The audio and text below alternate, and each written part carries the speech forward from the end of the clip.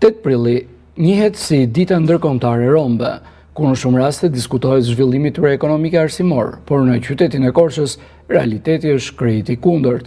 Gurali dhe lumturia Nazifi jetojnë në këtë gjendje në një kasolle.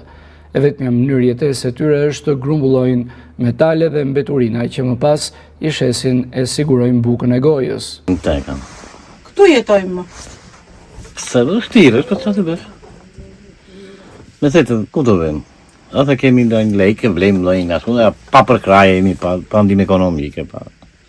Të dalim kazanëve, vlejmë ndonjë kapat, s'ke qatë, ku të vesh, ku të jetosh? Jo. Asë njëri s'ka arru. Kush bëhet merak për ne ishte vitëm, ku ti bjerë ara për ne? Tu. Tu për bëjt 30 habit. Shumë e vështirë është, shumë e vështirë, të sëmur jemi. Shumë të sëmur. Ja, unë isha tash i dola në një vend edhe nuk jam shumë me probleme nga më dhem shtylla korrizore.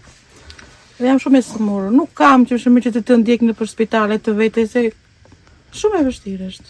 Edhe të rinjtë e komunitetit të Rom tregojnë vështirësinë e të jetuarit në një lagje të tillë ku asnjëherë nuk ka patur investime. Është një jetë që nuk jetojmë dot këtu.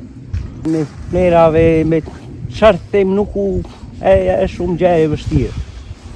E kura plasmasë, çfarë të dalin? Diçka. Jo, nuk del. 4 vjet. Vështirë, shumë vështirë. Nuk del gjendje, s'kemi gjendje ekonomike, merremi me këto, s'kemi çfarë. Punës s'ka. Në një kasoll këri, po me 2 fëmijë, nusen, mamaja, vllai me djalin, plasmas bidona, kazankave. Po ta them ose ka shkollë tash i vin momenti dhe i tregojnë veten.